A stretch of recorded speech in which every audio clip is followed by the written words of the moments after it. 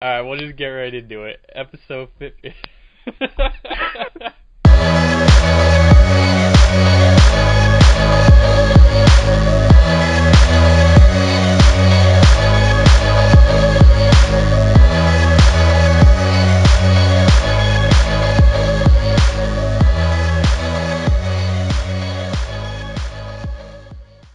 Alright, episode 58. I'm Luke.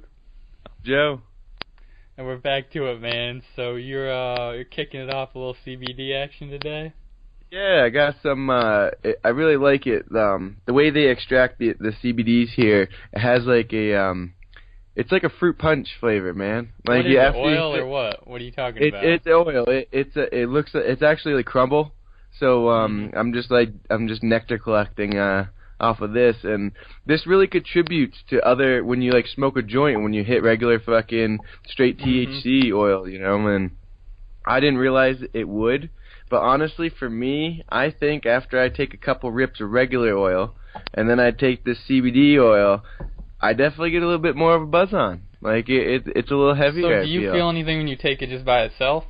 No, I don't feel anything other than like a good taste. Sometimes if take too big of a rip, you get a good cough going on, so you're slightly lightheaded. But well, yeah, so you're still smoking something yeah. or vaping or whatever. So what I've heard is that the ratio will balance out, because normally in the plant you have however much THC and CBD, and that's getting all fucked with by the growers and everything now. Like most people are interested in buying the high THC stuff, but it seems like when you have a balance, like you just said, it can affect it. Like, say you take some normal high THC riffs, then balance it with the CBD. And I don't know what I haven't experienced that myself, but I've heard like with where did I read this? I don't know. It was a while back, but right when Colorado went legal, a lot of people were getting fucked up with those edibles out there, because people who didn't even smoke would just go there to try something and go, well, I'll try a chocolate bar, eat a fucking 100 milligrams or whatever. Or the motherfucking 500 milligram gummy bear. What the some fuck Star is that? of Death, all that. You just get on something way too heavy for them. And I heard way back, and I haven't had anyone that I've actually talked to face to face verify this, but if you get way too baked off an edible, then taking in some pure CBD can help like level the person out. You know, someone who's not used to it. Oh, really? Because it's just based off some hippie shit. You know what I mean? You should have the right balance that comes up naturally in the plant. I don't know if it's true, but it sounds plausible, and I'm curious, man. Keep experimenting with that shit and let me know. for sure, man. I will. Yeah, that's interesting. It's pretty dope. I've been getting actually I found another source of some oils and shit. But the other day in jiu-jitsu, man, like this is how fucking it's just I love Colorado, man. Huh? Hell yeah. My fucking I saw my instructor take a rip before he went in. I was like, I looked to the side because I just parked in my truck. Looked to the side because like I could have swore I just took a rip of that bowl over there. So I walked over. I was like, man, it smells pretty good in the air. And he goes, oh, why you smoke? Like one of the other he's a blue belt, but one of the other guys I train with, and I was like, hell yeah. Went over, tried it, man. This weed, he's fucking growing. Mind you, it's only $20 an eighth, because that's what fuck Colorado's about. Cheap ass fucking weed, man. Like super cheap shit.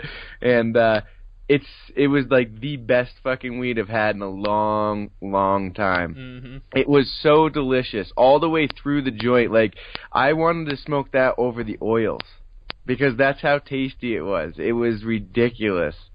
That's the quality, man. Yeah, man. I just love it around here. And then I found another source of oil, like this dude that makes it. He does a couple different extractions of oil from a few different plants and stuff. I'm like, hell yeah! Like oh man, I'm loving this place. Land of plenty. Yeah, that Colorado life. So that's funny, because that's a reputation. This is purely based off Rogan's anecdotes that jiu-jitsu people have. They like to smoke a lot of weed, so I guess it holds up, man. It is Colorado, but still. They got it down. They got it down to a pure, like strong sativa. Like I've seen the green crack. They had that smoking before fucking class, and then what is it? It's amnesia. They had that, burning some of that before class. Amnesia, come on now. So, this is my opinion on smoking before. If we're just talking about physical activity, exercise stuff, and we've been over this many times in the past, man, it can be really helpful if you're a smoker. So if you're already familiar with weed, like we just said, if you're not used to it, I mean, probably just go light, or it's not going to be very helpful to, say, smoke before a workout or a jiu-jitsu session or whatever. Yeah. But the way well, I if you're just one of those people that can't see working and smoking, or working out and smoking, don't. Which a lot of people who haven't smoked wouldn't. So that's why, like, I wouldn't generally recommend it to someone who's not a smoker. Be like, go get high and try to work out. Like, probably get familiar with it first, and then it can be really helpful. And anyone like us who's been through this, like, we'll give this. Everyone gives about the same opinion on it, that it can be helpful in a pre-workout way. The way I approach it really, man, is if I'm trying to learn something new, whether that's a skill or new exercise or whatever, probably not the most helpful thing to use before. But if I'm already familiar with something, I just want to go in and crush a workout, especially like some just my personal preference, some heavy cardio.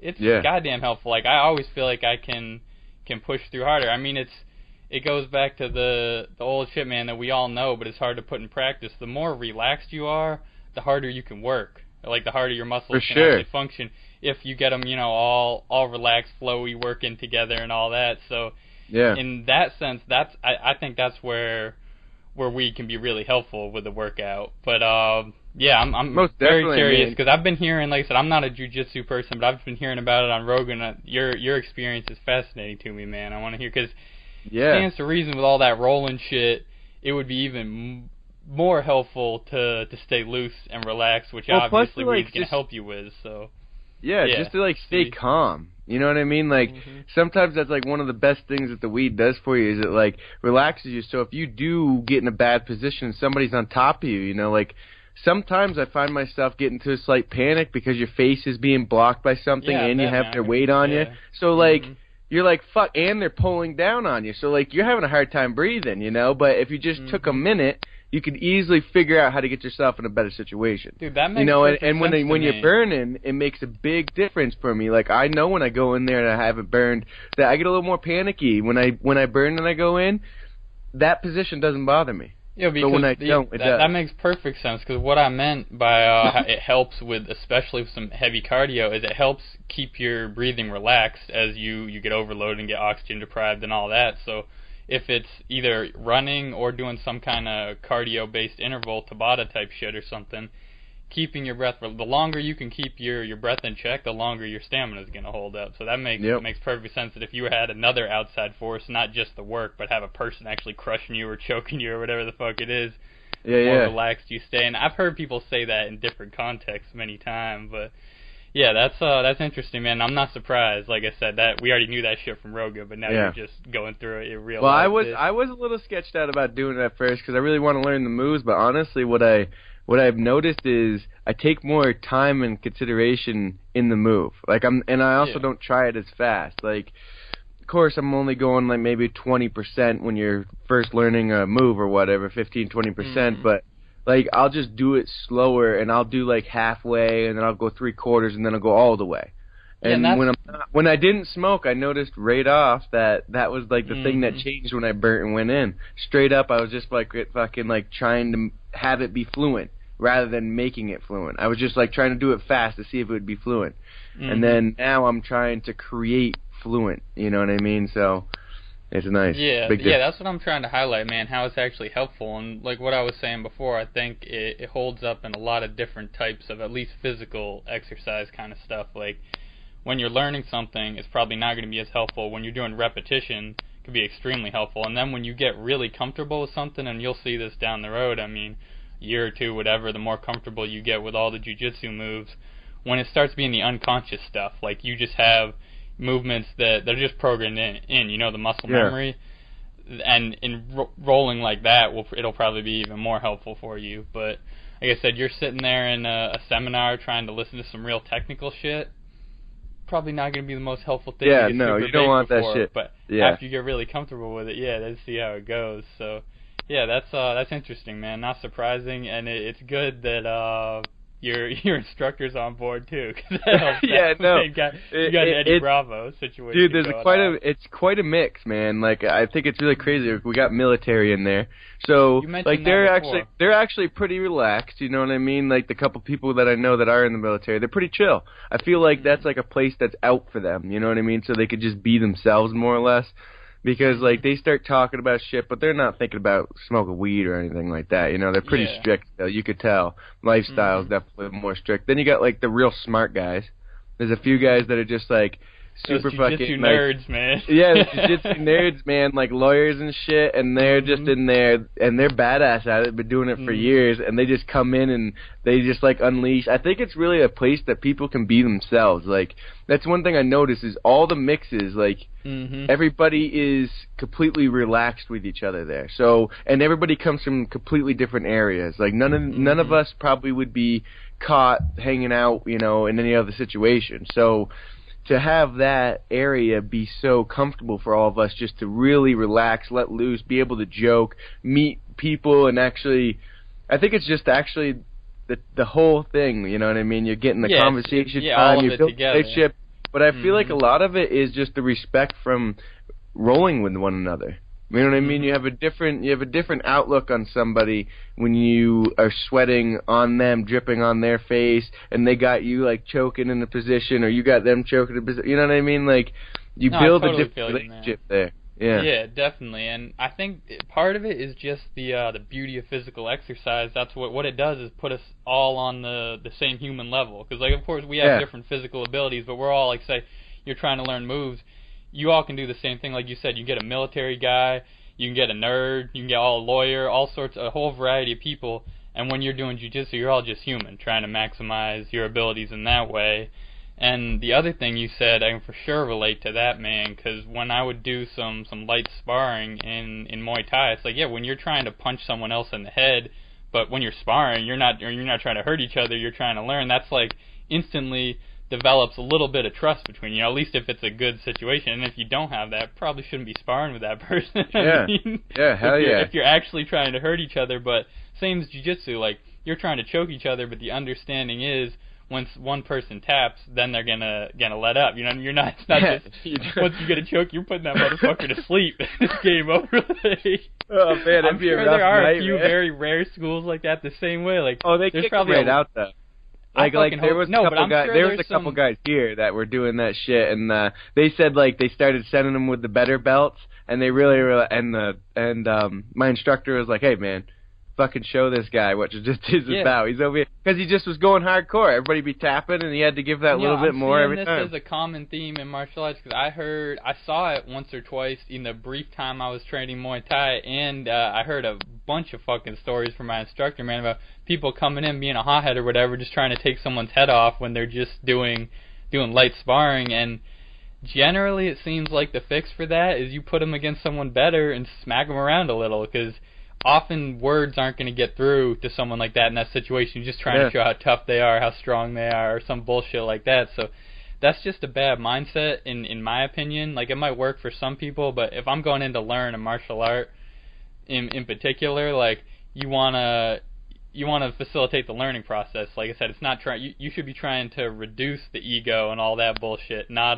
prove it. So yeah, exactly. That's interesting. And man. I have a thing going on right now. Like, I'm actually this week I'm gonna take the rolling a little differently. I'm not even gonna go 50%. I want to like strength wise. I'm gonna see if I can get it down to like 20% strength wise, and like set like I want mainly just focus, man. Like what I'm doing in the move, because I don't get it. Like I try backing off and I try to go. I'm going easier, but everybody else is telling me I'm using a lot of muscle. Like they're like, don't muscle so much. I'm like, I don't think I'm fucking muscling. Like I'm not even doing anything. They think when I'm holding them up that I'm getting fatigued. I hold you up all fucking day. I don't know what else to do, so I let go of you and I try moving, you know, and I'm just trying to get away from that. So I really want to totally step away from the muscle aspect, because everybody keeps telling me I keep pushing too hard, and I'm not understanding because I'm backing way off. I could bring it up like fucking that's 3-4 levels. Man, that's perfect, because that's your balance that you have to find between the technique. And I would honestly, I think you're on the right track with that. Keep in mind to just learn the techniques and take advice from the more experienced people, of course, but in the back of your mind, of course, you want to know exactly what your abilities are. Like, even if I don't have this technique perfect, if I'm strong enough to just flip this motherfucker over, hold their arm, whatever you need to do, know that you can do that. I think that's important, because this is overlooked too often, man. And especially like someone like yourself, you're strong as fuck, man. You should know when and how you can use that shit, even if it's not the perfect technique or something. So it shows up in martial arts all the time. I've seen it in jiu-jitsu many times, just in random little clips and matches I've watched online. Some guy's just bigger and stronger. He doesn't have the best technique, but it's fucking grappling, man. Strength has a lot to do with that. So yeah, no, it does have a big effect. Like even with some of these guys that are really, really good, like they won't get a choke on me the whole time we roll. Like granted, I'm not. I might hold them off with your strength, I'm able to hold them off, and like most of the time, like I can get into some type of mount. Like I'll get into side mount or something, and then the course will flip out of it, but. Like, they never get in a position because I do have such good guard. I can grab a wrist and hold it. You know, I can just grab a wrist, fucking hold it to my titty, and there you go. That guy lost that arm for the whole roll. You know? Might not work for a lot of people who don't have the grip strength you have or whatever. Yeah. But like I said, I think it's good to have both sides of that. Like, know exactly what the technique is, but also know exactly if you actually had to use this, whether it's in competition, you're in a fight, or whatever, exactly how you could exert the most force. You know, the combo of your physical abilities and the technique. You know, so that's cool, man. Yeah, and it's tough with that, like I say, because it's a balance. And if you look at high level people in any kind of sports, definitely martial arts, they all do it a little differently. You know what I mean? Like we're deep in the NFL season right now, man. Every quarterback, even all the great ones, throw a little differently. Like they might, and it all works in their own way. So.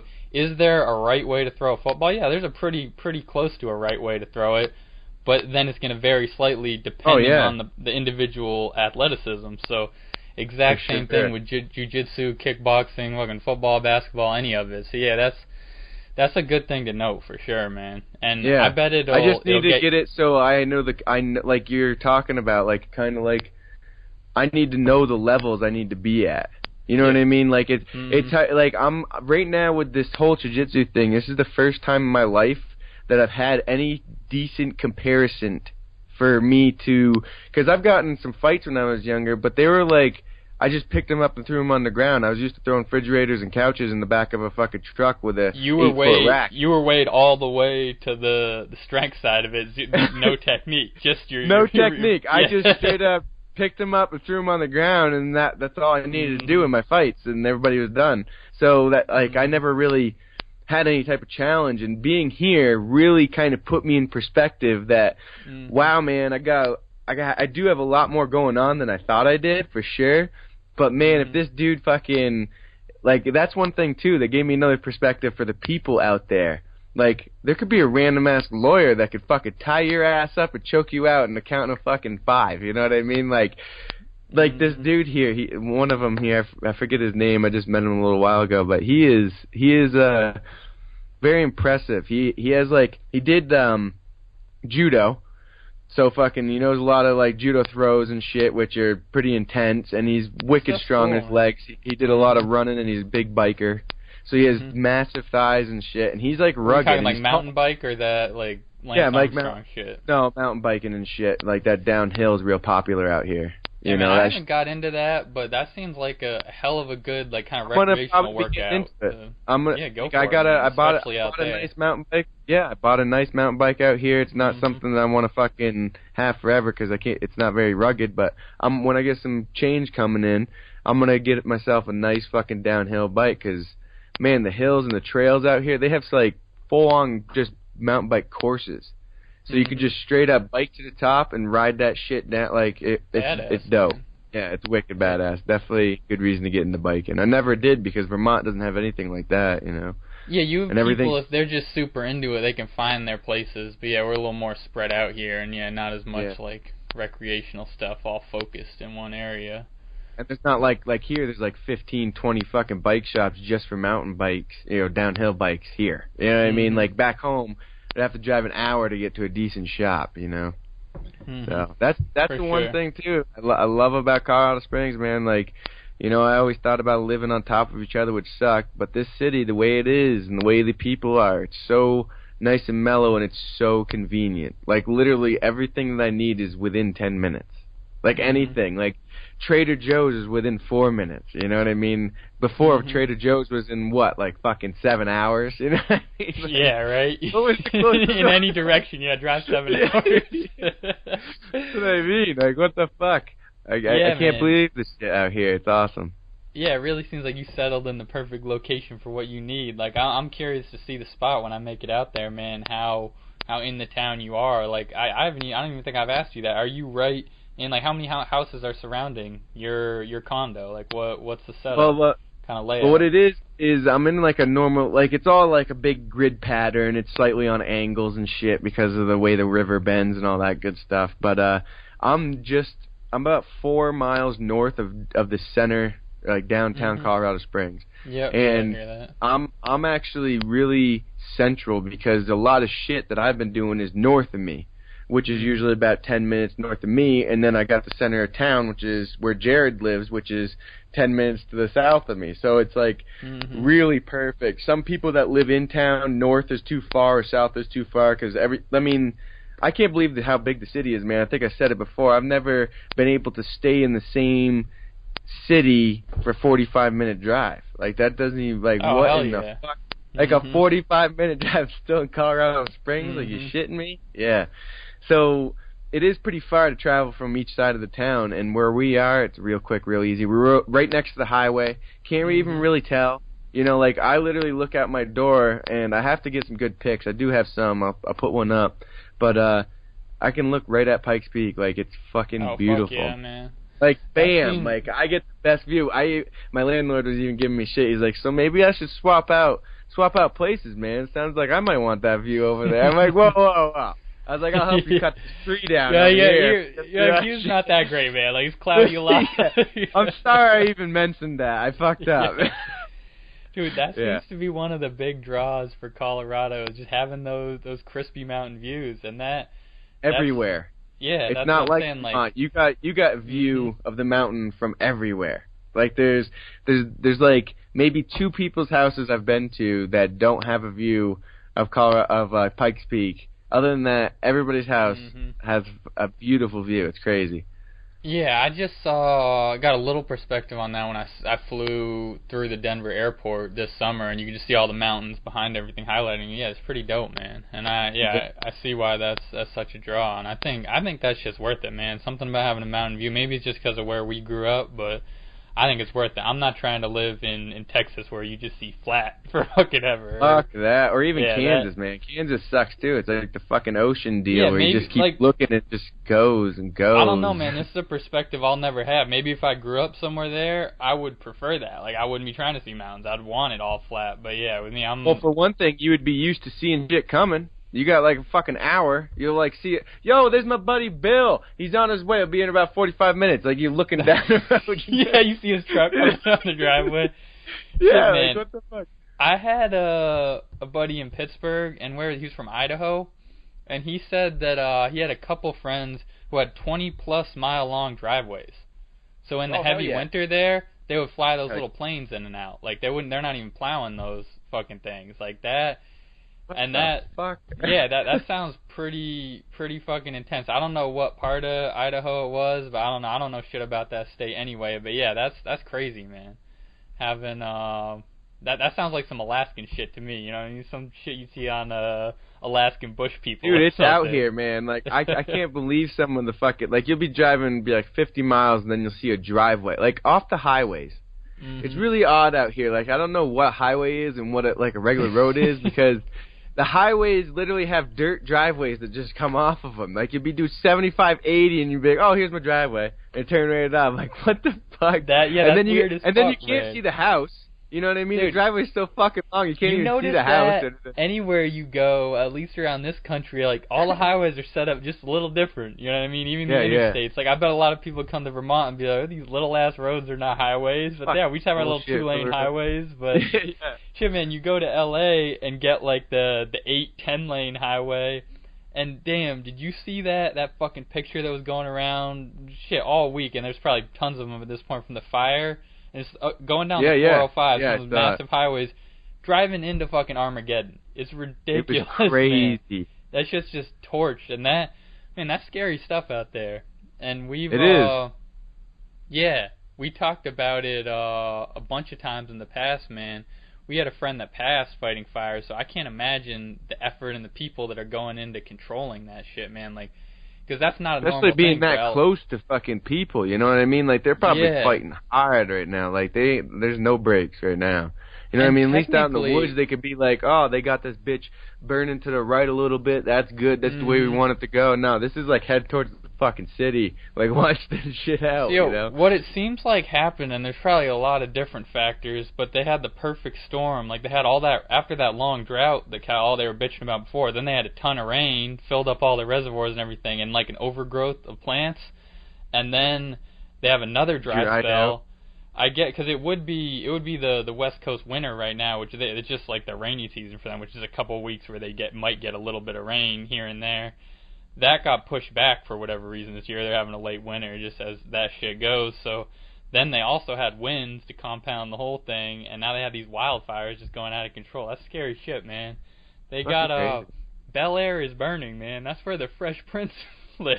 Like that place is fucking. What the fuck is going on? So, places that you kind of think of like, oh no, that shit just doesn't happen there. It's happening there, and that's. Well, I didn't realize how close Colorado Springs was fucking like on fire a few times. Like, really? The Garden of Gods, which is 4 miles from my house, literally was on fire. Like, they had the fucking forest fire going on right there. Like, I mean, when you get here, you'll understand how close and like crazy that is. But that's coming right off the mountain, man. Like, heading right towards the town. Like, what the fuck? Like, that's pretty crazy. And then I didn't realize that there's like Black Forest is like a section of Colorado Springs, the outskirts there. It's they had a huge fire just a couple years ago, like, and like I was driving through it and I'm like, holy shit, like there's houses, I mean mostly all the shit's cleaned up, but shit's just black, just burnt right to shit, you know. It's pretty crazy. I wouldn't want to be caught in anything like that. I couldn't imagine that being in like a city, like taking over it, like once it catches like probably say 50 houses or so, it's going no matter what. I don't give a shit what you're doing. You're gonna have to helicopter water and dump on the homes, you know. Crazy. Yeah, all sorts of shit. At least they have the ocean right there, man. No lack of water, but still, it's like they're just putting in all the manpower they have and still not control. That's one thing about here. There's no fucking water, really. You know what I mean? You got reservoirs and shit, but once you use that up, you're done. You know, fuck Colorado, that's like the one downfall, my man, is the water. I miss it. The fucking Vermont water. That's like purity back home. Jeez. Yeah, pros and cons everywhere, man. Yeah, so, I mean, I can go up and get real good, like, mountain water. The runoff is fucking, like, beautiful, especially hiking up in the mountains. Like, you can even see it, like, seeping right out of the side of the rocks. It's awesome. And that water's really clean. I even had it tested. Jared's got tons of testing shit, so, you know, for growing and stuff. So we can test all the pH levels and everything and stuff. It's good shit, and I was pretty impressed with it, but man, it's a hell of a journey to walk up there with 5-6 jugs, come back down. Holy shit! Good workout, man. And in the future, and maybe this summer, I'll be doing that. Dude, it's a good thing when you can add in some functional activity that actually serves a purpose. You know what I mean? Like a hike where you're carrying a couple water jugs. Now it's a weighted hike, and you're getting clean water. Like I like when you can tie things together. And I like the weighted part is on the way down too. So that I didn't even think about that.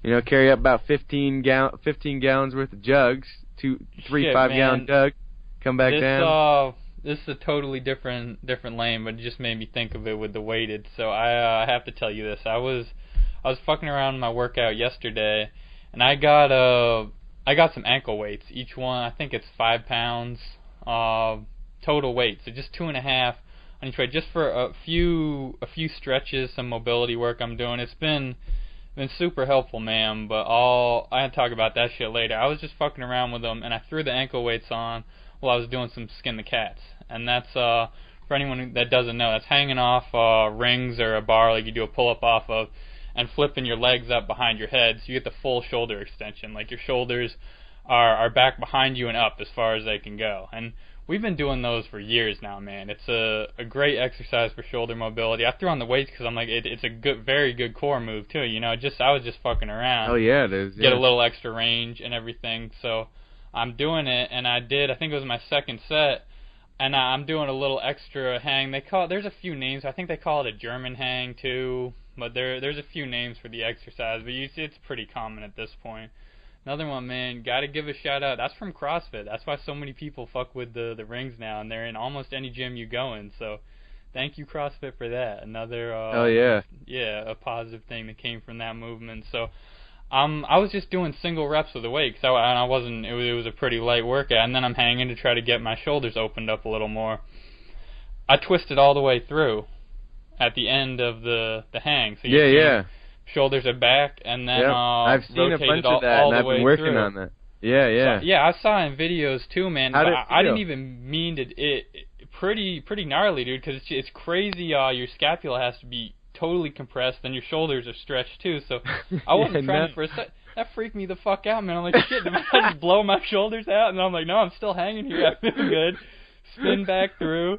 Yeah, dude, it was serious. I'm like, god damn. So I've seen it a few times. So after, like, I'm like, all right. So my shoulders were probably just a little looser, and then with the combo of having those ankle weights on, it just pushed the range a little farther.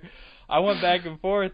It was pretty damn cool, man. So I don't think that, like I said, I did it by accident. I was not trying to do that at all. So I wouldn't recommend doing that with weight and trying to pull yourself through. Fortunately, my shoulders are nice and loose. I worked the fuck out of my shoulder mobility for years now, so they handled it just fine. So I'm happy with that. And make sure everybody recognizes that. You've been working on it for years, all right? Well, Don't be fucking getting in there doing that shit. I wouldn't even recommend that for myself after working on that exact exercise for years to do it with weight and pull through. But it should just happen. And then, of course, like, took the weights off, did it a couple times to see how it felt, and it felt good. My shoulders felt great after. Is it something I would do as a regular workout? Fuck no. But I do think it's a good little demonstration of that shoulder mobility. So it was cool, man. And I'm sure it'll happen to you sometime when you're doing dislocates or whatever. And that's the other thing. Better. I'm not anywhere near as like vertical as you are.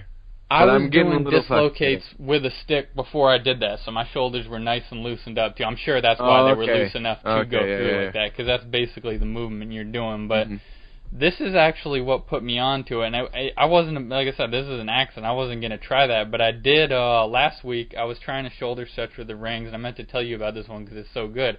All you're doing is just a one-arm hang, but still supported on your feet. So knees bent, so you have room to go up and down a little bit, support yourself. You know, stay on your toes, whatever. And then just rotate the shoulder, and you'll get a bunch of opening in the shoulder and upper back there. And you can see. I don't know why. I feel like I've probably fucked around with that, but I'm gonna go do that when we're done with the podcast, man. Just do it with actual focus. You know, I'm pretty sure I've seen you fuck around with that before. I know I've done it before off the rings, just like loosen it. I've done it off a bar more than the ring. Yeah, honestly. but not like focused or anything, like paying attention. Exactly. So I saw a video of someone doing it. You know, when you see a new stretch, I'm like, oh shit, I'll try that. It was nice, and I got the feeling. And when I was doing it, this is the last time. I'm like, all right, so that's how your shoulders would open up enough to actually hang with both hands and spin all the way through.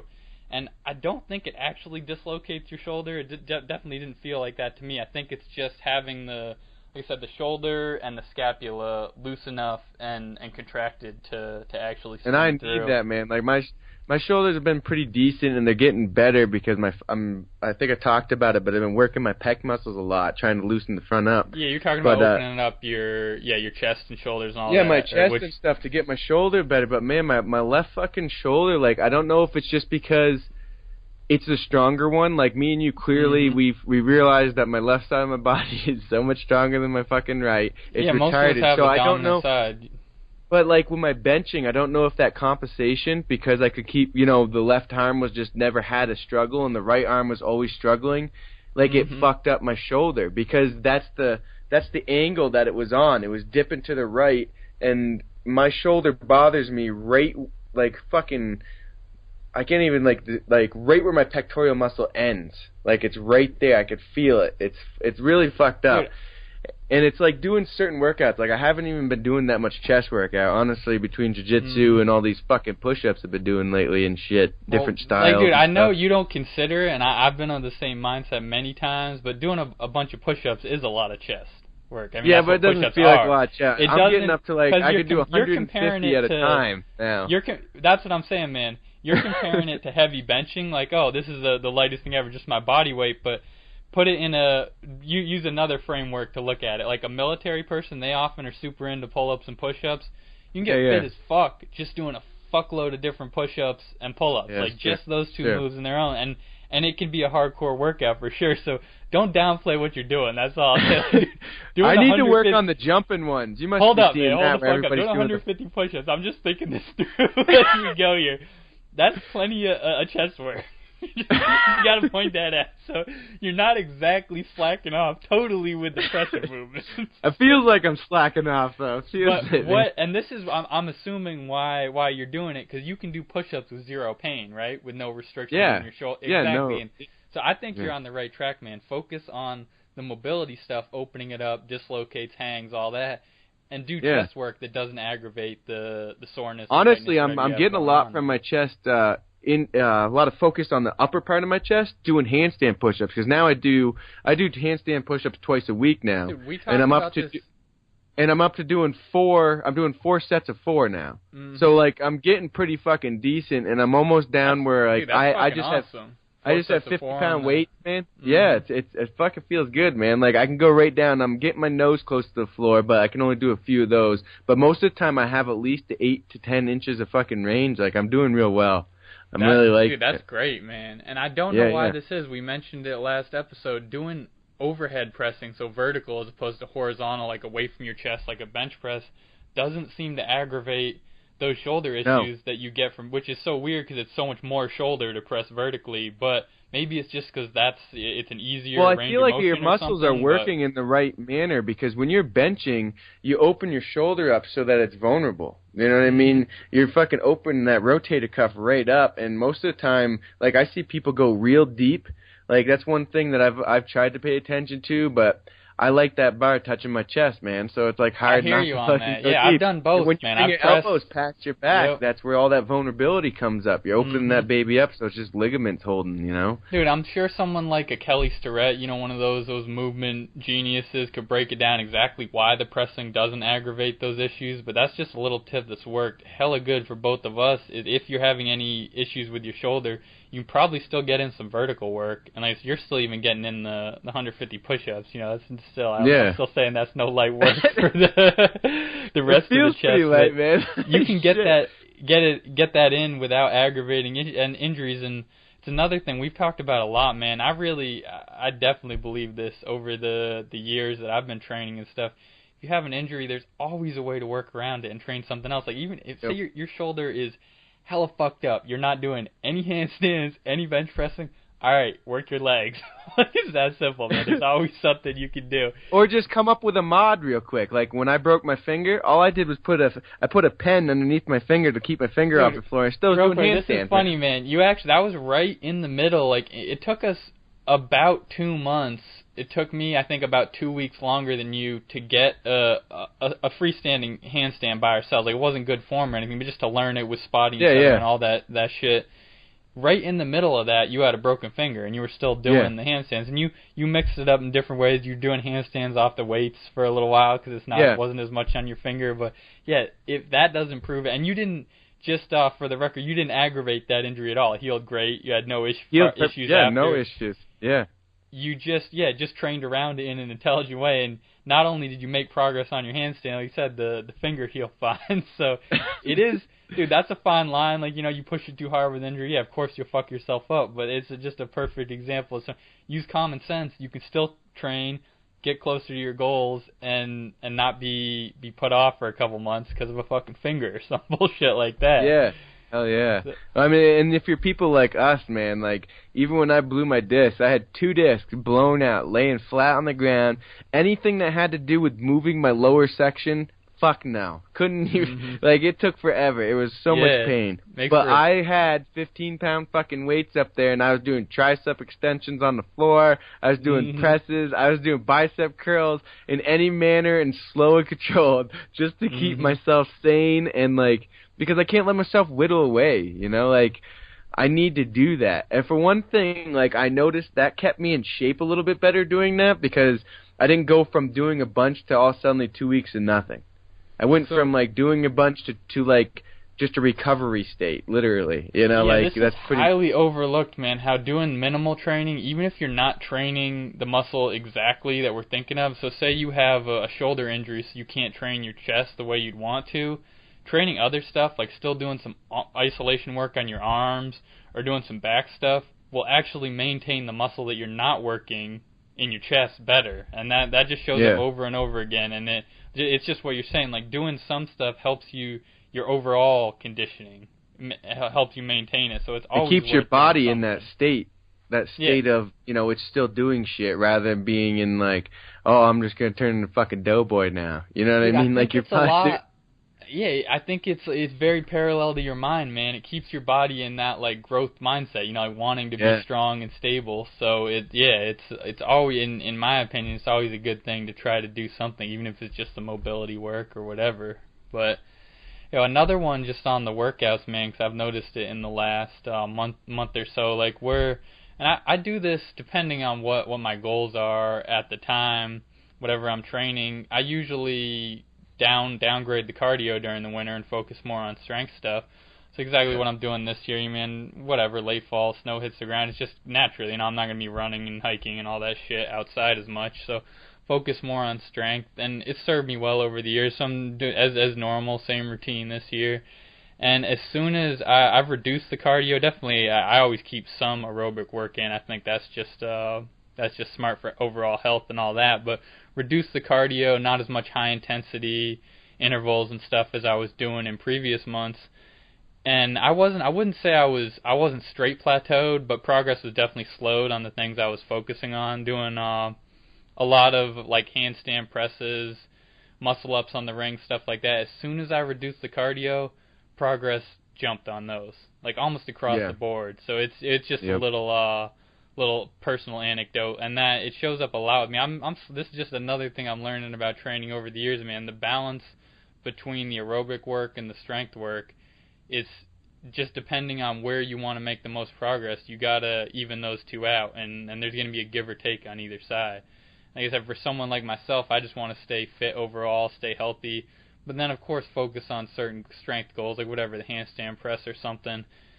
Switch the focus, and the areas that you don't want to make active progress, like I said, I'm good with where my aerobic capacity is at. I'm not trying to go out and run a marathon tomorrow. I just want like a healthy aerobic base, so I'm not going to go out and push that side of things. I'm going to focus on the immediate goals I want in the next few months. So through winter, like I said, those presses, those muscle ups, things like that, and it's just always profound whenever I do that. Like, and it works in the reverse too. If I'm focused on say like the running endurance or something, there's a reason why it definitely helps to lift weights if you're a runner. There's no doubt about that. But there is a reason why, like, say, marathon runners and even above that aren't doing heavy-ass squats a couple times a week. They might do lighter sessions in the weight room, but you're not going to be a power lifter running marathons. It just is what it is. So, and that's one of the things back. I already gave him something positive, so let's shit on CrossFit for a minute. I think they try a little too hard too often. Is people trying to really burn the candle at both ends? You know what I mean? Max out cardio, max out strength, and max out like the technical Olympic lifts. Just like, you're just throwing too much on at once. You can be like a really fit all around and all that, but like I said, pick a couple things at once and focus on it, man. And then you can, just like you're doing right now, like, I mean, because you're backing off with an injury, then you can maintain what you built with not that much. Where it really doesn't take a lot to maintain strength. And it really honestly, doesn't. I feel like I'm gonna probably be stronger. Like when I go back into doing the chest workouts that I feel like I'm actually doing something, I'm actually not gonna do flat bench. Flat bench is not, it's just something that I've noticed I've had issues with. So, like, I'm going to go into it with the dumbbells and the incline. That's going to be my heavy press. You know what I mean? I'm going to get back up to my 130s, which I don't think is going to be an issue.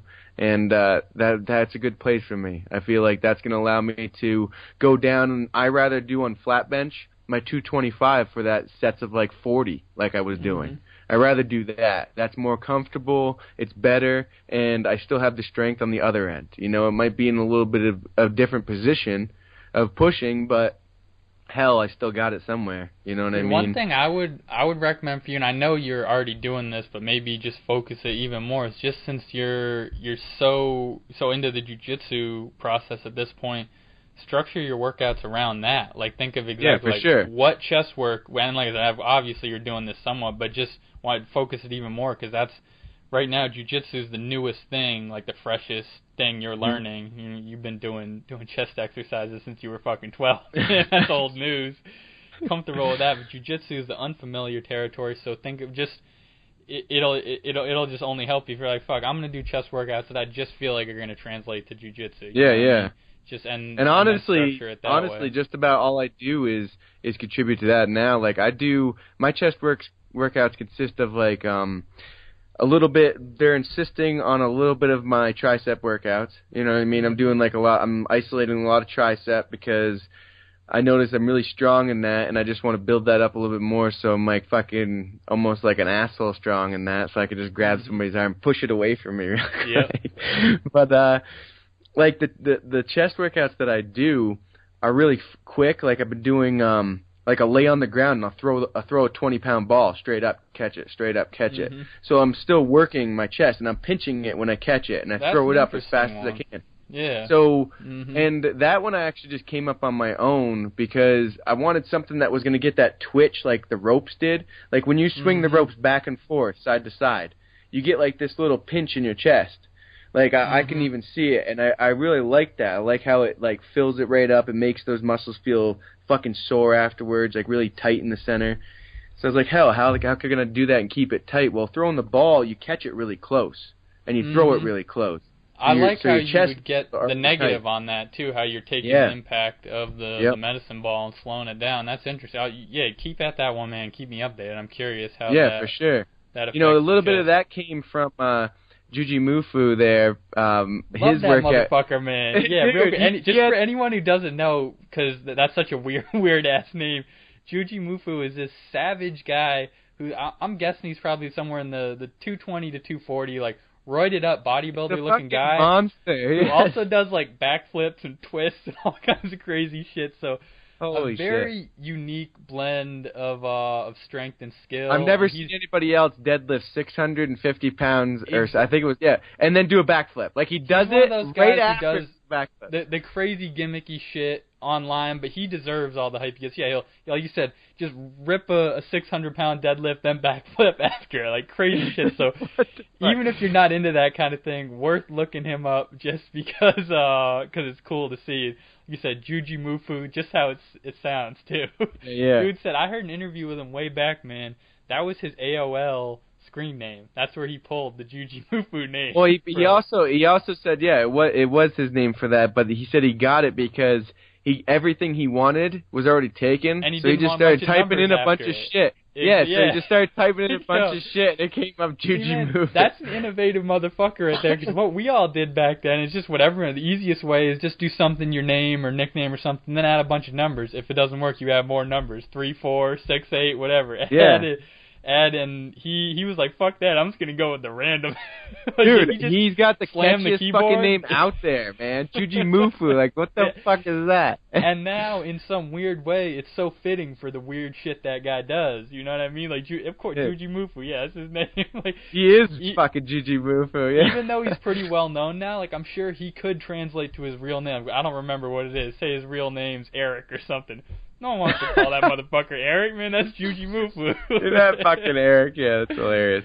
Yeah, no, but anyways, I watched, I think it was on Mind Pump. I was watching on YouTube they were, doing an interview with him and stuff on their podcast, and then they have that badass workout, gym right in their podcast studio. Yeah, so that was pretty dope. Gym setup is sick, man. So he went over there and he was showing them some of the chest workouts, and it really started making me think about things a little different, because he was trying to get his bench up to a certain weight, and what he did is he took 2 dumbbells and had them parallel to the body, so his hands were really close, when he brought them together, and he just pressed from there. You keep that pressure inwards, and you have your fists like pretty much punching into each other with the weights, and you push up and you come down, and that really it gave a lot of relief to my shoulder. My shoulder didn't feel anything because my shoulders were in a position that was very helpful for them. Like it was in a proper position. My shoulders were, but when I did that, my chest was fully engaged.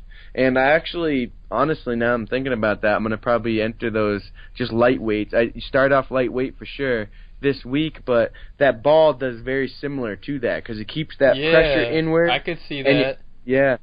Yeah, and they really isolate the chest muscles for sure.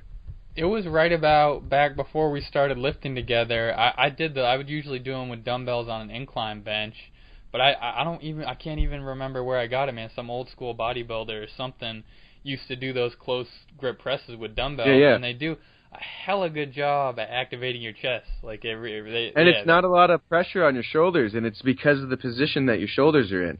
They're locked in the whole time. You don't put them into a vulnerable state.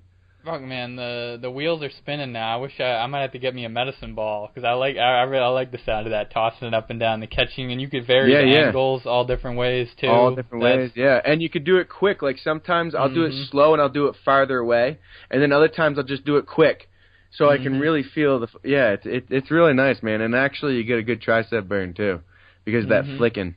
Yeah. Oh hell yeah, man, definitely. Yeah, a lot of cool exercises you can hit with a medicine ball. Man, I like, personally, my favorite, it's a little different, just the slams or throwing that shit off a wall. You know, doing repetitions of that. It's mean core work and just good explosive movement, you know, it'll use your whole body even if you're focused on one thing. Like, what are you thinking, man? Definitely, do you do any of the same press with the medicine ball but throwing it overhead, either from, like, I guess you could go squat, kneel, or stand up straight? Well, what I do is and throw it up and catch it? I'll actually throw it up, and as it comes down, I'll power slam it down, and I'll press it up. Yeah, man. So it's a one, like, continuous movement, like you just keep moving. Yo, that seems like it should be like the core exercise for WWE guys, like throwing up a medicine ball, grab it, and it's like that. It just, you know what I mean? That seems like a perfect wrestling movement. And like you just catch it before it goes above your head, and you slam it again, and you throw it high, and you catch it. Like, hell yeah, so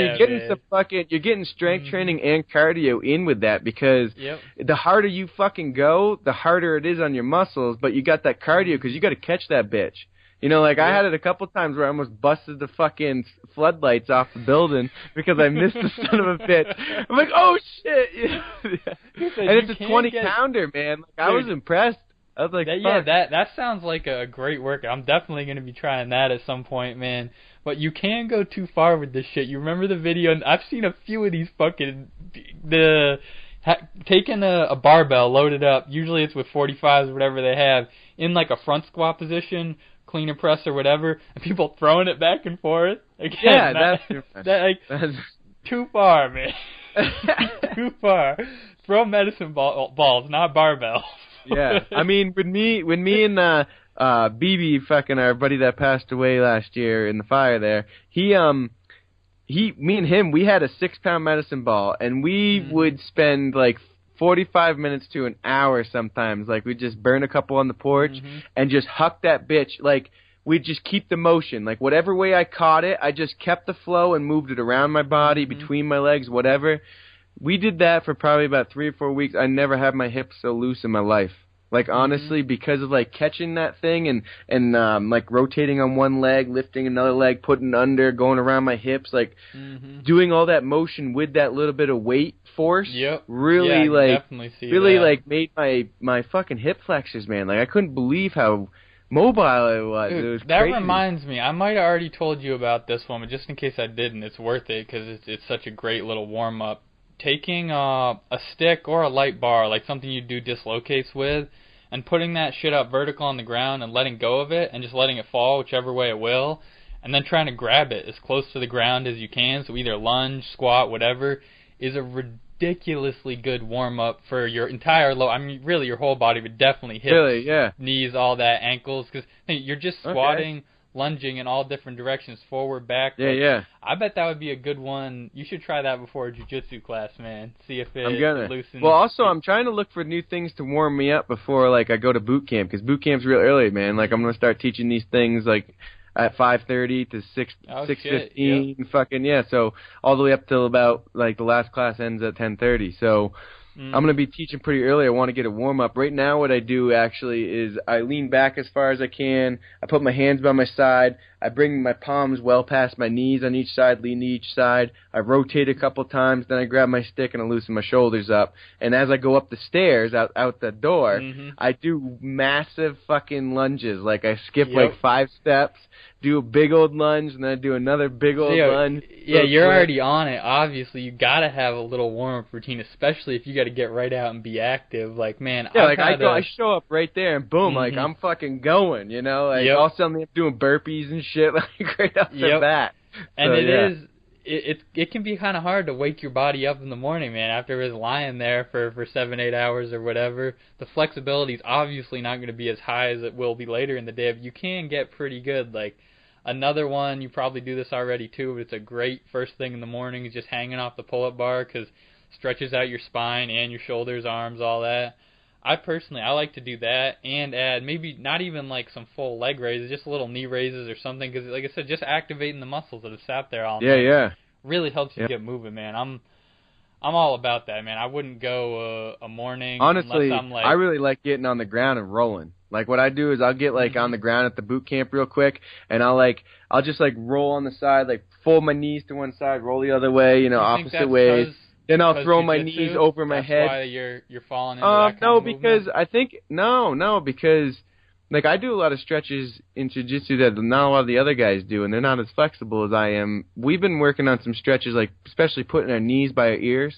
You know what I mean? Overhead, like, I like doing that. Yeah, like now I'm so flexible in that. Like, I can roll out. Like, literally, I can smoke a joint in that position. I could just chill now in that position. So, like, it's pretty fucking intense. Like, even coughing is not an issue. All right, so we got it, man. Most people say, like, with stretches, especially, of course, you always want to be active. But, like, a really good reference is you got to be able to breathe through the stretch, man. So, if you're in any stretch and you can't keep nice, deep breaths, you're not really doing the stretch right. But you just took it up another level, man. If you really want to master a stretch, you gotta be able to smoke a joint in that position. That's how you really know you have it down. That's how I know I can breathe properly in this position. Yeah, so exactly. That's when your breath is on point. And really, that like loosens up your neck, your spine, your hips, and then what I do is I just roll side to side in that, and man, like I'm ready to go within like a matter of 2 minutes, 3 minutes, not even. Yeah, so I got one for you, and this is kind of goofy, but just try it, and then let me know what you think. So this is from a book that my Muay Thai instructor put me on, just a bunch of old Thai philosophy exercises and shit, but what I've used it for, there's like, man, it's a short book, maybe like 100 pages. There's like 3 pages that I actually found useful, if I'm being honest, and what it is basically like a version of Thai yoga, so a bunch of stretching sequences, and there's a nice little, just like any... very similar to what I would think of. I'm no expert in yoga. What I would think of is like an average little yoga sequence. One of the weird ones that they threw in, it made me think of it because it says right there in the book, is great for when you wake up or after you get out of a long seated meditation, anything where you're still, is, I guess, man, you could probably work it into a lot of different positions, but you're standing up, tense your whole body up, and then as you relax it, just shake it out a little bit, and it really does, especially in the morning when you get that morning stiffness, soreness. Shaking your body, but not just like rotate, not the normal like stretching around you, not like what a fucking cat does. Actually tensing and shaking, and the reason why it's so effective is because when you tense and then loosen up, it really exposes the areas that are tense. That in the morning when you just wake up and whatever is tight, say it's your shoulders, your hips, your ankles, whatever.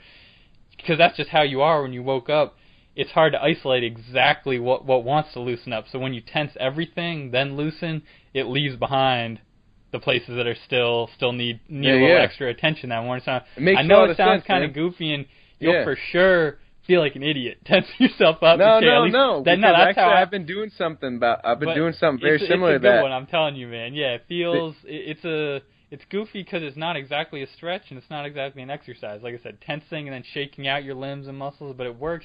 I was surprised at how well it works. I don't do it every morning, but I've used it. Yeah, I don't know why I didn't think about my whole body doing that, because there's a theory in my meditation.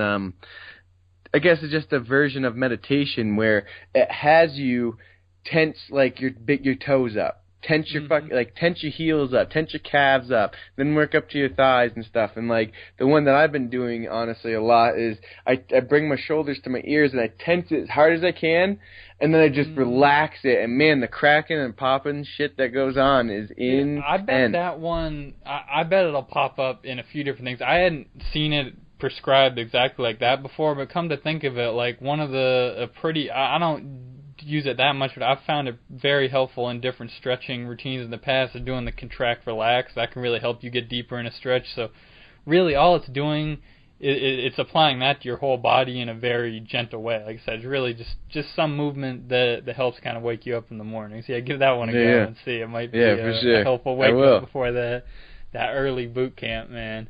Yeah, I know. I haven't been doing the super early ones because I guess there are a lot of people. You know, I'm just learning the shit, so I'm starting with the smaller classes a little later, like 8:45. But I'm gonna be taking on the full days here hopefully soon.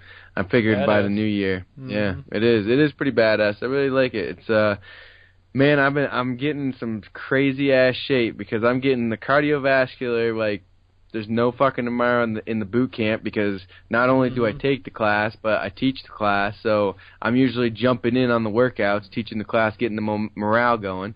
And then so that's like a double workout. And then I usually do my weight training, still 3 days a week. And then I got jiu-jitsu. So like, fuck, man, like I'm loving it. Like, I'm in the best shape of my life now. I'm up to doing, I could do 5 sets of 20 pull-ups now. I'm like getting right back up. Oh shit. Oh, mic drop. Mic drop. Mic drop. A literal mic drop. All right, but yeah, that's good, man. I hear you. I don't know, like I said, if it's just transitioning towards the strength stuff and doing less cardio, but I just feel fucking great lately, man. Everything's firing the way I want it to. Yeah. See, it's a good feeling when your body's just on point, man. You got whatever. It is. You wake up, like I wake up so positive just because of that. Like sometimes, I don't know. It's a thing for me, you know, I was a fucking fat kid shit, so like all this like changed for me like 11, 12 years old. I got serious and was like, fuck this, I'm going to get picked on and like made fun of for not being as quick spelling and reading and all this shit. I'm going to be the fucking strongest, fastest fat kid around. Right. That's exactly what I fucking did. I pursued that fucking all the way up until I met Luke and still well past. And like I still today wake up and I'm like, I can't believe I did it, man. Like, I look like people want to look like. Well, man, you know what I mean? Like, I'm sorry. Not even with all the image shit, but it's just like, I did it. I did it for me. You know what I mean? Like, it's fucking badass. Absolutely, man. You know, I hear you on that. But yo, gotta be real. Technically, if you look at the BMI, you're even past overweight. You're in the obese category. So I don't know. I know. I am obese. Yeah, that shit is so funny to me. There should be this is what they should have it set up just like a damn video game. You should have normal, overweight, obese, and fucking jacked in there too. You know what I mean? Muscular, jacked, something like throw in another category. Like what the fuck? But no, that really is. I'm just fucking around, man. But that's an important thing that you said because you recognize that at a very young age. I think a lot of other people would go. It would take them much longer to go through life, maybe their 20s, 30s, to finally realize, like, man, I don't want to be the fat guy. Why? And because you don't have to be. The whole thing, man, unless you're fucking Samoan, you're probably not just built to have a ton of extra weight on you. You know what I mean? That's really not that common, actually. And even if you are built to you have a big frame, like yourself, for example, you can still get a ridiculous level of fitness, which is just what you want. Fuck a BMI. I was joking about that, obviously. That's bullshit. It's recognizing it's the first step, but yeah, it is. It's cool as hell, man, to see the follow through. And that, what, man? So now it's like a 15-year journey you're on that'll probably continue the rest of your life, and who knows where it'll take you. What takes? I mean, it's what, and the cool thing is that decision at 11 and 12 years old is what I'm living right now. You know, like I'm literally living it every day, like we were just talking about how good it feels for you to wake up and be like, damn, because what you've done, like I said, of course there's still a lot of progress you can make, but you really optimized your physical self over the years. You really have, man. Put in the work, seen the return, and like I said, now it really definitely wasn't just the physical too. Like, that's the one thing that I tell a lot of people, like, you know, my physical attribute definitely increased and I got smarter and just wiser with that, but my mental state because of having something, we've talked about this many of times, because of having something that I was so dedicated to, I saw results from, and I was so passionate for, and it was consistent in my life, it made a lot of other things very relevant to me that they needed to be consistent, like learning and shit. You know what I mean? Like, most people don't want to take in information like we do. Like, I honestly want to talk to as many fucking people as I can, because their experience is now my experience. Dude, I'm an info junkie at this point. Yeah. Yeah. Always. Yeah, like, and you gotta, and that's one thing that working out, I feel like, really kind of gave me that real strong perspective of it when I was younger, because I literally could read something, check out, like, I had a hard time reading shit, dyslexia, all that shit, but I could check out some type of thing on Arnold, apply it, and then see the results. Exactly. You know what I mean? Yeah. So, like, and that was at a young age, and I don't know. I mean, I know that sounds very, like, easy, like anybody should know that, but there's very few people that realize that that's all it takes. You know what I mean? It's a very simple process. It just requires a lot of follow-through, and, like, you're bringing up an important point, man, and it goes right back to what we said before, because we were talking about getting the mental benefits from just waking up feeling good physically every day. It puts you in a better mood. It's going to make really anything you want to do a little bit easier, whether we're talking about a physical activity like jiu-jitsu or learning something. And it's interesting, man, because what you said just made me think. I loved to read as a kid. I still do like to read a decent amount, but took a little break during the college years. They'll really do you in with those fucking textbooks. make reading suck. That's a little side note, man. If you go to school and stop reading, that might be a red flag right there. But yeah, what I was thinking is, I was reading way before I was working out, but it definitely helped my learning process in general. Even though I was already very into absorbing info in that way, learning how to apply things physically later on, and it's still, like, I started working out hard when I was about 15. And consistently since then, it just gives you a different overall perspective, and it's really hard to put into words, man, but it just goes back to what you're saying before, how you can separate the two, like when we're breaking it down in conversation as we are now, but in optimizing your physical self will have a profound effect on the mental side of things. The same way, I imagine it's going to go both ways in that, like you're tied together with your physical body, so there's going to be things. It really is all one when you get down to it. So you make those mental gains. Just having the ability to have that consistency. You know what I mean? How many fucking people, like, at 28 years old, like, just for, like, my standpoint, how many people have something they've been consistent at 28 for 15 years already? You know what I mean? Like, like most people, point. Like that, like nobody has a job that long or anything. Like, I literally have been dedicated to myself since I was 11 years old. Well, and the thing about having a physical practice, exercise, whatever it is, martial art, if that's your thing, is that, it can go through all different phases of your life. You could start it as a kid and do it all the way till you were old, because it could transfer through so many different things. And just like we were saying, it could have a positive effect on all of those, whether you're in school, whether you're in the workplace, whatever it is.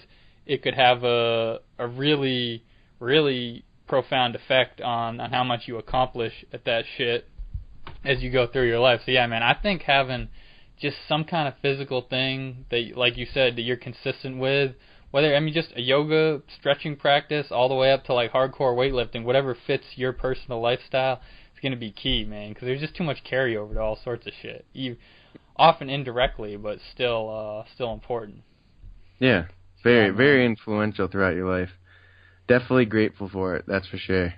Like, working out, 100%. Like I said, like, that is my life now. Like, I love it so much that I'm creating a life for, like, is just fitness. Like, my life is that's all it resolves around. So, like, I'm only learning and getting better. That's a really important point you just made in passing there. But yeah, just to be grateful that you can do this shit, because I come back to that all the time. Because you never know, even if it's just a simple aging process, you will lose some of your abilities as you age. But all the time, man, I'm just happy that I'm able to do this shit. Even if it's just like go for a run and be like, damn, like, this, it's really great, because some people can't do that. Maybe you won't be able to when you're older. You never know what's going to happen. Yeah. But being grateful for what you can do right now in this moment is an important thing. And I think in a weird way it helps. I don't know if motivate is really the right word, but it helps you maximize what you're doing. Yeah. Put the most into it right now if you appreciate it as you go. So that's another little helpful tip. For sure. I've been hearing and that a lot lately. And I don't know, for me, I don't know if it's like I constantly like appreciate the moments that I have into it now. And like this is an easy example, and like I'm just saying this because it is an easy example. Other things are like going for hikes and shit. But like when I do like a flag, like I'm very present in that moment. Like I'm thinking about everything, and I feel my surroundings out. I visualize that I see that picture multiple times and stuff. Like that right there is something that keeps me in that moment. It kind of makes me respect certain times in my life, because I hear a lot of people, man, like a lot of people growing up and stuff always say, oh, I used to do that as a kid. Oh, I wish I could do that as a kid. And all this stuff, they're either making it up to make themselves feel good, and they never were able to do it, or they wish they were able to do it. And like I'm doing those things. Or the worst, man, saying, oh, I could have done that when I was younger. I could have done, yeah, that one kills honestly. Me. Yeah, that's rough job. But like I didn't want to have any of those regrets. You know what I mean? Like I wanted to, at least if I couldn't do it, I tried to do it. You know what I mean? Like that's my thing. Like with all these people that say this stuff to me, I'm so surprised that it doesn't make them like maybe like kick them in the ass and wake them up to like what they just said to me, and they're still doing it. That's the thing that blows my mind, is they tell me, oh, I used to, I wish, or I could have done that, or I did that, and there's no way that they ever did. You know what I mean? Whatever it is. Yeah, it's corny, man. Yeah, it's corny, and they just like, I don't know why they don't see that when they fucking say something to me, because they're still doing things that are like that at the moment, and it blows my mind. Like I learn, like we learn from what happens to us. Dude, I don't understand why other people don't. Yeah, exercise and control just over your body is such an important lesson in of it itself, because it's just like when you do that, it's a perfect analogy for the control you can exercise over your own life if you want to. And it's just a little micro example, but it really does work like that if you put it into practice, man. You really do have a choice. And there's a lot of things you can't control in your life. One thing you fucking can is your body. Anyone can do it. Even like, damn, you can be locked up in solitary confinement and still be hitting those push-ups. That's why prisoners are always so jacked. Because that's all. What else when you take everything else away, that's one of the only things they have left. Some of those motherfuckers even lose their mind, and they're probably still in there cranking out push-ups and stuff. But just I do 4,000 a day. You know what I mean? Like, what the fuck? Shit, man. Yeah, if you were locked in a room, that's all you do. I know. Shit. I come out looking like I had some double D's, man. Right? And yeah, I've known people who have gone and come out and be like, dude, you were never even close to that kind of shape. What the fuck? Yeah. But yeah, it's just a good, because I'm a huge advocate of controlling the things you can and not worrying about the things you can't. One of the things that is under your control is your physical self. So putting things into that to make it healthy really do give a lot of positive feedback, at least for me personally. So yeah, that's an important one, man. It's definitely helped both of us, and I think just with how you see it so often with people who pick up some kind of exercise, whatever it is, how much of a change that it can have on them. Like, I was just listening to an episode of Rogan before we started this, man. I'm backed up on that shit, man. As usual, he cranks out so many podcasts. He's got to pick and choose. But the one I had to pick and choose because they're always good. He did one with Duncan Trussell and Chris Ryan. Oh, yeah. They've been doing that shit since I started listening, man, a couple of years ago. The three of them, they have a name for it. I don't know what the fuck they call it, but they do it on all three of those guys have podcasts.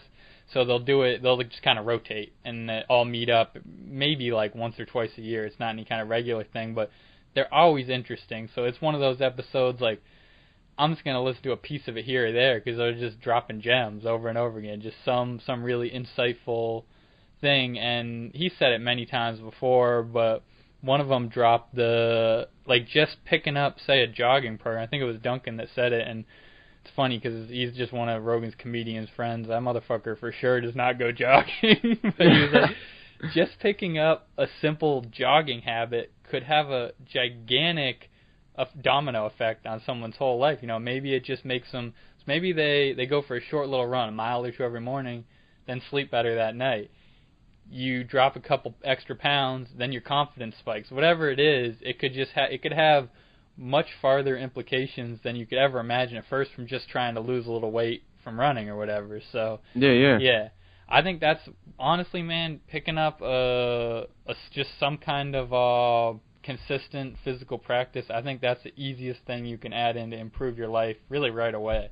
Like, of course, the results take time, but shit, you go for one little jog or even a hike, you're gonna feel good. It's what we're meant for, man. We're not meant to just be these blobs that walk from place to place and fucking sit there and do their thing and then get up and walk here and sit and then do their thing. No, we're not meant to do that.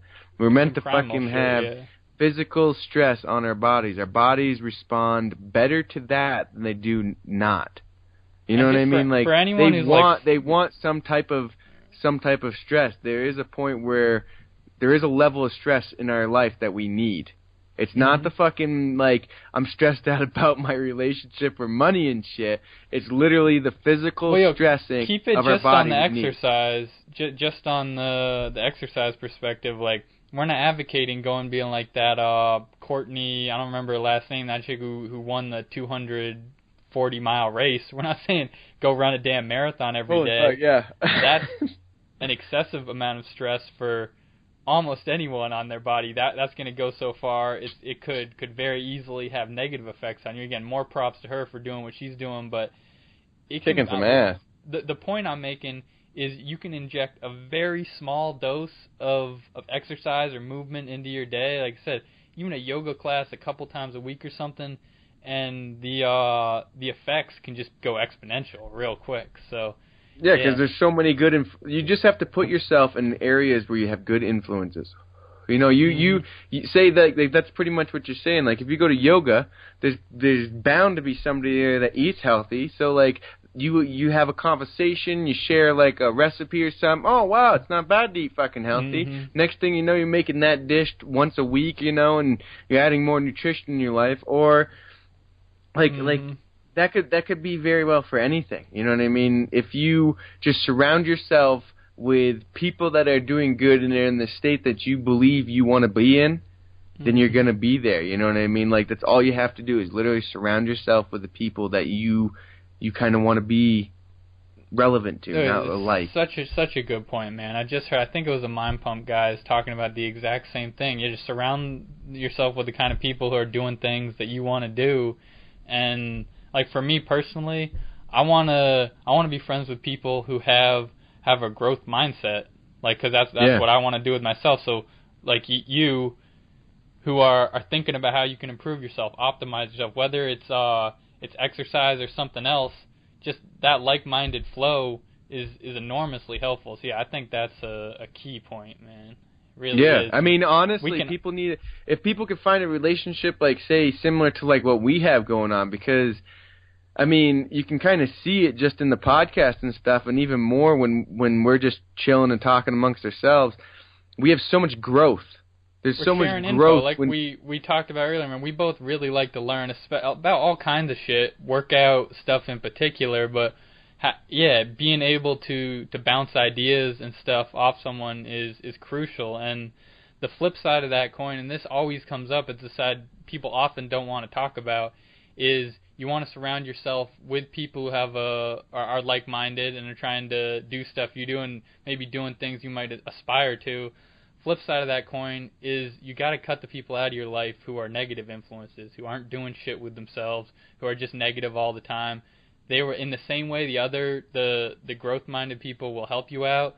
The negative people they're just like a fucking ball and chain weighing you down. And shit can be hard if you're old friends or something, but if you have those people in your life, first you got to recognize it, then you got to do something about it. And maybe you don't honestly have to cut them out completely, you just not hang out with them as much, whatever it is, but if you have people who are negative influences on your life, that will hinder you in serious ways from making that progress that we've been talking about. One of the things I just heard recently on in my school in integrative nutrition there is life is not a popularity contest. Like that's like one thing right there. He's like, only if you're trying to run everybody for take that in. Well, I guess that's true, but like he was saying, like, yeah, but life is not a popularity contest. Dude, he there's goes, nothing. That's why I try telling so many people. Everybody thinks that they need to have everybody like them. It's fine if that person likes you then. Like, he says, I have best friends that I don't talk to anymore. He goes, I haven't talked to them 10 fucking years, but they were my best friends then. He goes, life changes. It's not a popularity contest. You don't need to keep everybody happy. Mm-hmm. And that's where most people end up fucking up, is because they either say, like, an opportunity comes up. Well, they don't take it because they want to fucking stay with the, like, they have their friend. Dude, and their friend stays in that. There's no prize at the end of this shit. There's nothing, whatever you believe in, you show up at the pearly gates or whatever, there's no one going, oh yeah, this many people liked you, so you get there's none of that. Yeah, you won the popularity contest, so you're good, you know. Yeah, be a decent person, so you attract people like the ones we were just talking about. Attract people into your circle of friends that are a positive influence, and that relationship is always going to go both ways. Like I said, it's just too often you see something, whatever, someone in a friendship or relationship or with their family, and they might be trying to do something positive, but they have someone around them all the time who's just not. And you see it holding them back. If somebody wants to do something, but like I said, they're stuck in a job situation or whatever it is, a group of friends that, like the most obvious one, man, that you see all too often is someone who might be doing some positive shit with their life, but they're just stuck with a bunch of friends who party too damn much. And there's nothing wrong with partying. That happens way too much. It doesn't fit with certain things, you know what I'm saying? So that's just an easy example. And that is an easy one. Ways. I wanted to point this one out because it just has recently happened to somebody that I believe lost their view. You know, like they have all these dreams and stuff, and they had such a clear view, and they were so happy when they talked about it, so passionate and shit. But now they have a kid, and they just think it's not possible. Like they just had a little one. Dude, that's a good example. And they have a shitty fucking relationship. Mm-hmm. He knows that it's a shitty fucking relationship. It's a fight all the time, but yet he's gonna throw his whole life away and forget about all that shit he was talking about, so passionate about, because he believes that staying in this miserable fucking state with his daughter is gonna be good. That's so tough when you see that, man. That doesn't even make any sense to me. Why wouldn't you want to show your daughter what living your life is like? No, we're going to show her what fucking just adapting to a situation is like. That's a much better example, because the one with just friends who are lazy or party or whatever, that's easy because that's so common. But the one you brought up is unfortunately common too. Yeah, someone who has a kid and then acts like they can't do something because of it. Like, I'll totally admit, man, I don't have any damn kids myself, and I'm not planning on having anytime soon, but I see how it could complicate a lot of things. Like, I have a cousin who already has a little baby girl, and he just had twins, so I can't imagine how hard that is to deal with, just all the logistics, not to mention just all the emotional stuff going on with it, bringing children into the world like that. But it makes it hard, but it doesn't make it impossible. Well, no, yeah, it makes it hard, but yeah, it definitely doesn't rule out anything you'd want to do. You see it all the time, someone who takes it, and basically what you were just starting to say there, takes their child and uses that as motivation to then go, like, it's so common, especially for athletes, man, to go, I'm doing this for my kid. Put on a spectacular performance, and then shout out their kid right after, because they really are able to take whatever love and connection they have for their child and then internalize that as motivation to do extraordinary things. So it's all about the perspective, man, how you look at it. But that's such a sad one that you just brought up, because it happens way too often. It's happening a lot. Yeah, you have a kid, and instead of, like you said, instead of trying to be a positive role model on the child, letting that bring you down, that's just tough to see, man. So shit, that's a heavy one, but it is what it is, and it really, there's a lot of them out there. I just hope people, like, if whoever's listening to this out there, really, if they have that going on, understand that it's not fucking easy to do what you want to do, especially having, like, a much less having a kid to bring along with you, but it's worth it. Like, you know what I mean? Like, Like, if you are so for passionate sure, and driven to something, no matter what you have to do to get there is going to be fucking worth it. And I guarantee you that it's actually going to be much easier than you think it is going to be. Because you're doing something that you're meant to do, doing something that you're supposed to do, so therefore, the shit's going to work for you.